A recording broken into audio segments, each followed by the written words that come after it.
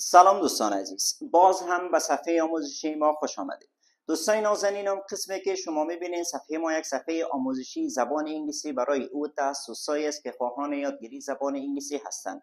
شما میتوانید که زبان انگلیسی و همچنان گرامر زبان انگلیسی را به طریقه ساده و آسان با ما بیاموزید. دوستان نازنینم، در درس امروزی ما در مورد present continuous tense یعنی در مورد زمان حال جاری یا زمان حال استمراری در زبان انگلیسی صحبت میکنیم. عنوان درس امروزی ما هست present continuous tense یعنی زمان حال جاری و یا زمان حال استمراری که یکی از پرکاربردترین زمانهای زبان انگلیسی هست. البته دوستان نازنینم، در ابتدای درس براتان یک 10 تا لغت و یا یک 10 دانه فعل دارم که حتما شما این فعل ها را نوت بگیرین در کتابچه هایتان و زمان حال استمراری را که امروز میآموزین بعد از آموختنش به همراه این فعل ها شما جمله بسازین تا خوبتر و بهتر بیاموزین. لغت اول ما هست دوستان نازنینم eat. eat به معنی خوردن. eat به معنی خوردن. لغت بعدی ما هست drink. drink به معنی نوشیدن. لغت سوم ما هست run. run به معنی دویدن. لغت چهارم ما هست read. read به معنی خواندن. و لغت بعدی ما هست learn.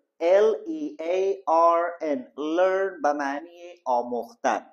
لغت بعدی ما هست sleep. sleep به معنی خوابیدن. لغت بعدی ما هست talk. در این لغت دوستان نازنینم حرف L از نگاه کتابت زبان انگلیسی نوشته میشه اما تلفظ نمیشه. درسته؟ سایلنت و یا خاموش است در این لغت. talk به معنی صحبت کردن یا سخن گفتن.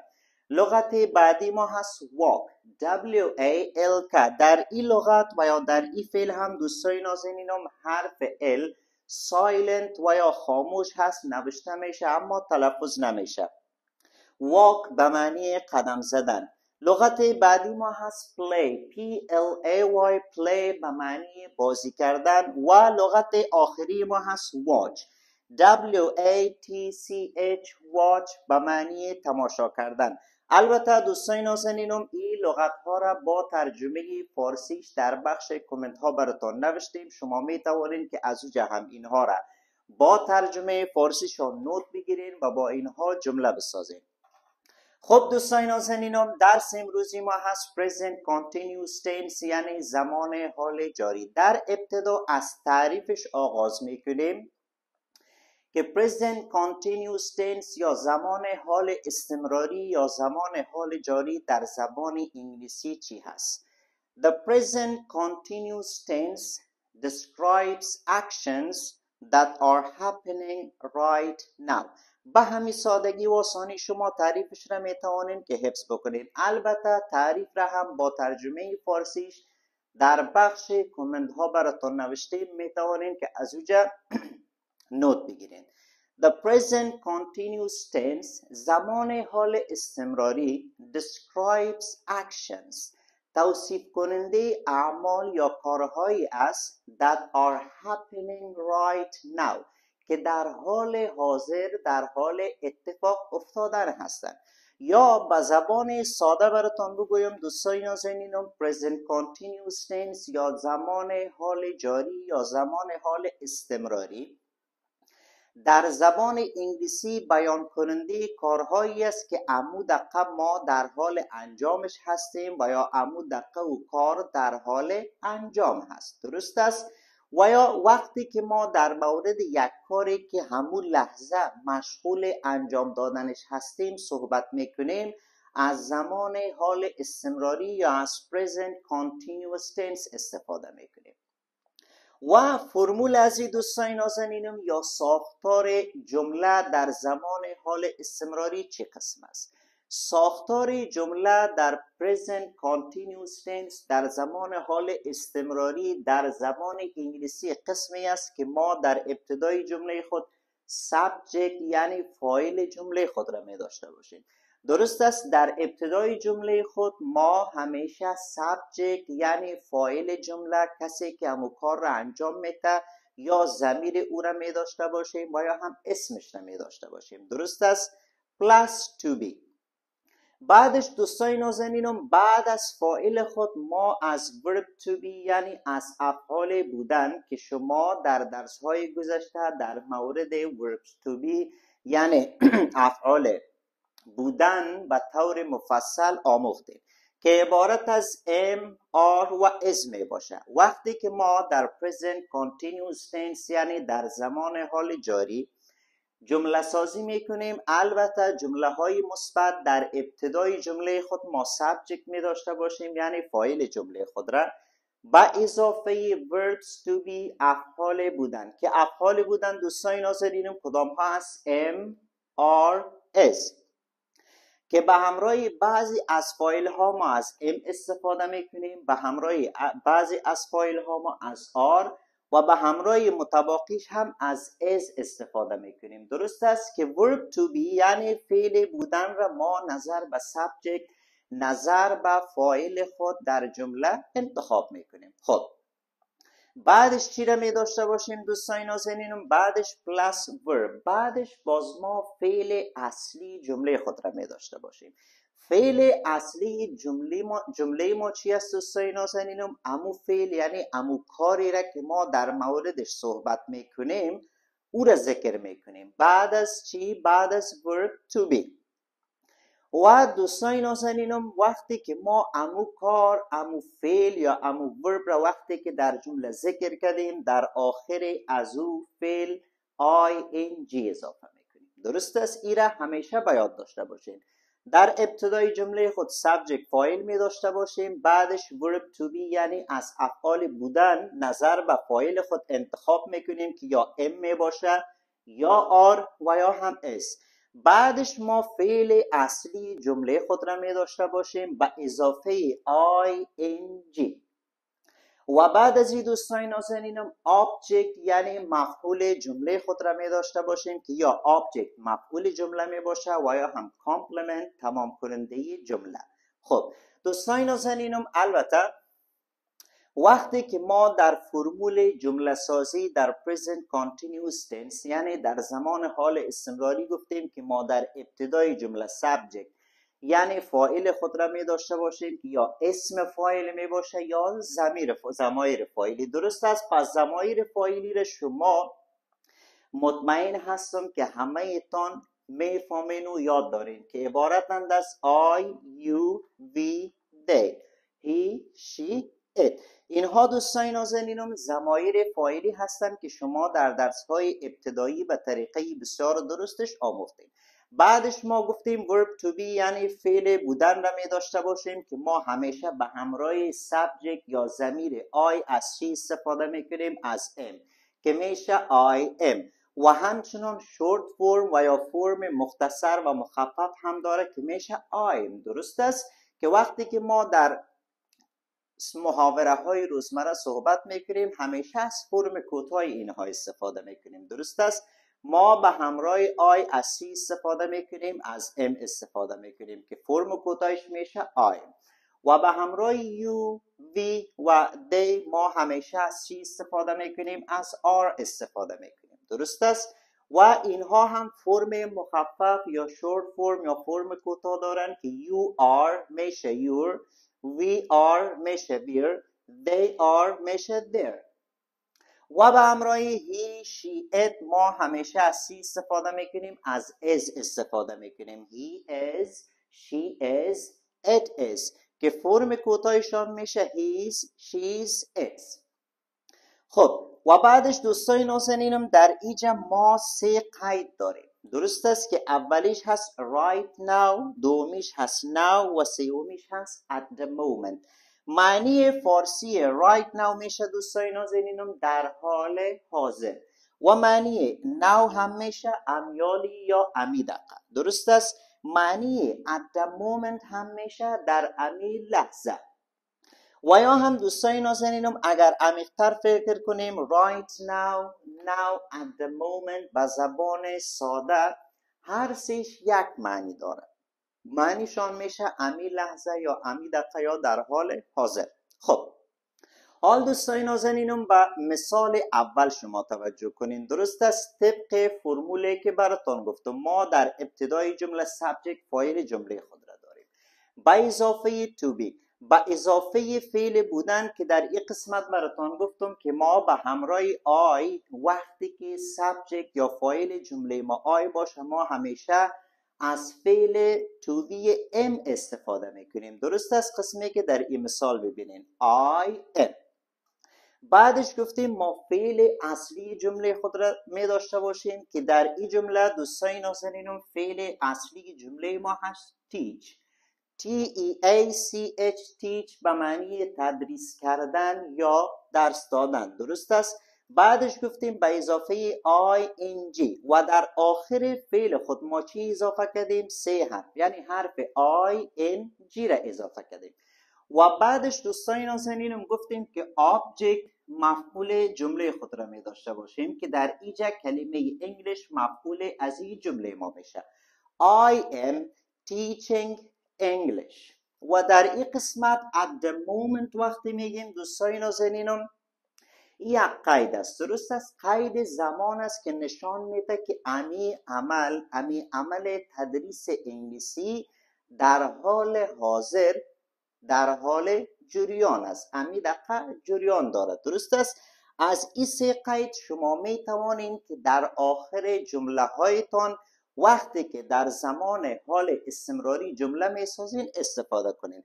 البته این ضروری نیست، اگر خواستین استفاده کنین، اگر نخواستین استفاده نکنین، اما اگر استفاده کنین خوبتر و بهتر و زیباتر است. به هر صورت وقتی ما میگیم I am teaching English at the moment معنی این مثال ما میشه من در امی لحظه مصروف تدریس زبان انگلیسی هستم. درست است؟ I am teaching English at the moment ما امی دقیقه انگلیسی تدریس میکنم. درست است؟ ما امی لحظه انگلیسی تدریس میکنم.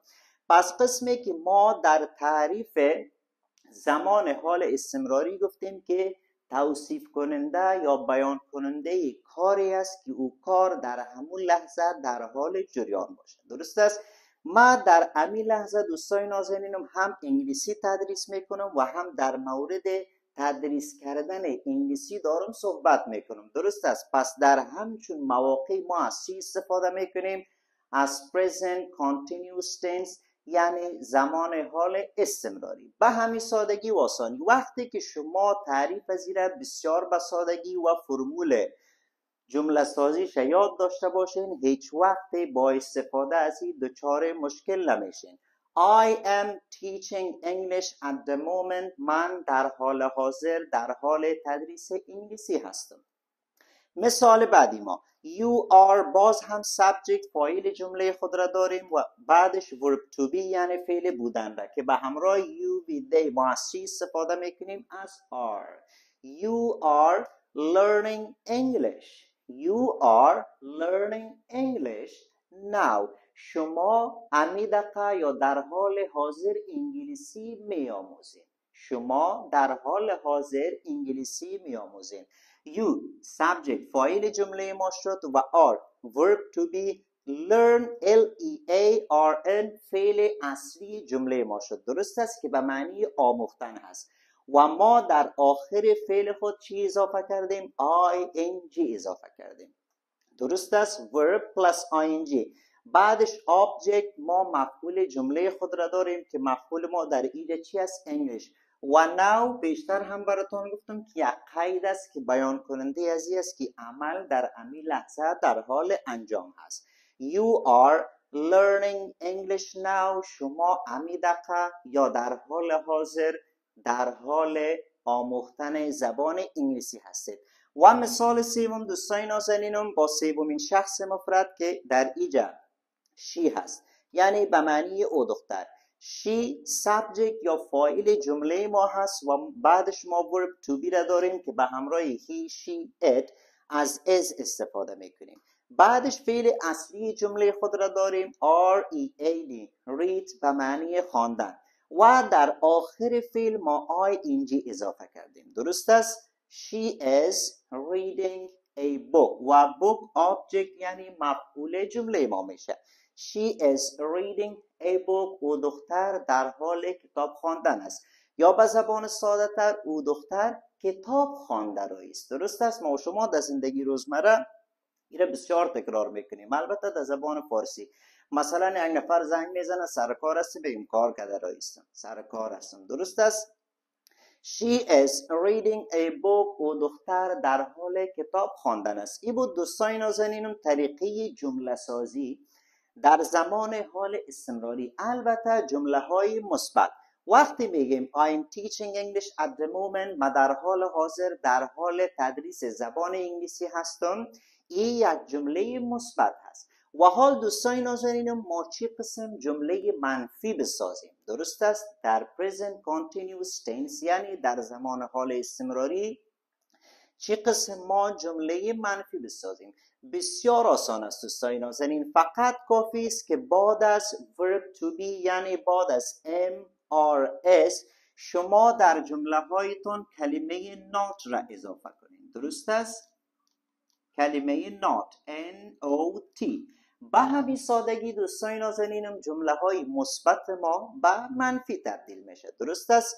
I am not teaching English at the moment. ما در حال حاضر در حال تدریس زبان انگلیسی نیستم، یا به زبان ساده ما امی لحظه زبان انگلیسی تدریس نمی کنم. به همین سادگی You are not learning English now. شما در حال حاضر انگلیسی نمی آموزید. وقتی که ما بدون not می گفتیم جمله های ما چی بود؟ مثبت بود. می گفتیم You are learning English now. امی لحظه شما انگلیسی می آموزید. وقتی میگیم You are not learning English now به معنی ازی که شما در حال حاضر انگلیسی نمی آموزید. She is not reading a book. او دختر خانم در حال حاضر کتاب نمیخونه. پس با اضافه کردن کلمه not بعد از verb to be که MRS هست ما می توانیم که جمله های مثبت خود را به همین سادگی و آسانی به جمله های منفی تبدیل کنیم. و حال دوستان نازنینم وقتی که ما در present continuous tense یعنی در زمان حال استمراری جمله های سوالیه میپرسیم چه قسم فرم داره؟ درست است؟ فقط کافی است دوستان نازنینم که شما جای فاعل و verb to be را تغییر بدین به همین سادگی و آسانی. درست است؟ در جمله های مثبت ما در ابتدای جمله سابجکت خود را می داشته باشیم، بعدش verb to be. اما وقتی که ما جمله سوالیه می سازیم در ابتدای جمله خود ما verb to be یعنی فعل بودن که MSR هست می داشته باشیم، بعدش فاعل جمله خود را ذکر میکنیم. به همین سادگی و آسانی دیگه هیچ کدام تغییری در فرم جمله نمیآید. قسمی که شما در اینجا میبینید. در اینجا دوستان نازنین ما در ابتدای جمله خود verb to be یعنی فعل بودن را داریم که عبارت از are در اینجا. درست است؟ چرا؟ subject یعنی فاعل جمله ما هست you و به همراه you ما همیشه از are استفاده میکنیم. پس این جمله چون یک جمله سوالیه هست ما verb to be را در ابتدای جمله خود ذکر میکنیم. For example به طور مثال Are you learning English? Are you learning English? آیا شما در حال آموختن زبان انگلیسی هستید؟ و طبعا که در آخر جمله خود ما question mark یعنی سوالیه را می داشته باشیم که این خودش هم نشان دهنده ای از این هست که این جمله یک جمله سوالیه هست. درست است؟